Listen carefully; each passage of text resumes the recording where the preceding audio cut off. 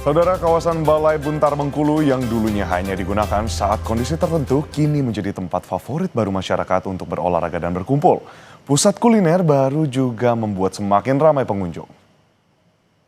Kawasan Balai Buntar dulunya hanya digunakan untuk kegiatan dan acara tertentu di setiap akhir pekan. Namun siapa sangka, kawasan ini kini setiap hari ramai dipadati warga, terutama di waktu siang menjelang sore. Warga ramai datang untuk berolahraga dan beraktivitas lainnya di halaman gedung milik pemerintah Provinsi Bengkulu. Selain itu, di lokasi ini juga tersedia pusat kuliner sebagai tambahan fasilitas bagi masyarakat sekaligus wadah bagi pelaku UMKM. Hal inilah yang membuat kawasan Balai Buntar kini jadi lokasi favorit baru masyarakat menghabiskan waktu usai lelah bekerja seharian.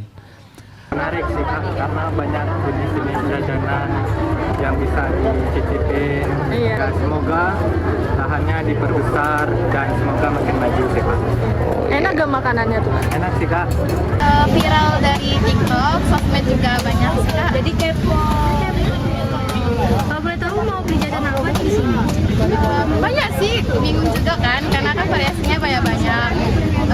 Dari mulai aneka makanan, minuman.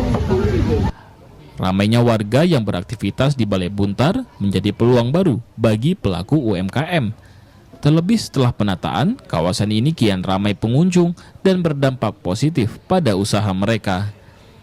Sebenarnya di sana bukanya, karena kita baru pindah sini kurang lebih 2 bulan. Oh, berarti emang dari awal udah di Balai Buntar? Iya. Terus Ibu, di sini nih ditata ya Bu ya, dari pemerintah atau dapat sendiri? Ditata kalau masuk ke sini. Kalau di sana kemarin kita masih jualan-jualan biasa aja sih. Dengan penambahan titik kuliner tanpa menghilangkan fungsi utama sebagai ruang publik, Balai Buntar diharapkan terus menjadi ruang terbuka masyarakat sekaligus mendorong pelaku UMKM untuk terus tumbuh. Tim Liputan Kompas TV Bengkulu. Saudara, 30 menit sudah kami menemani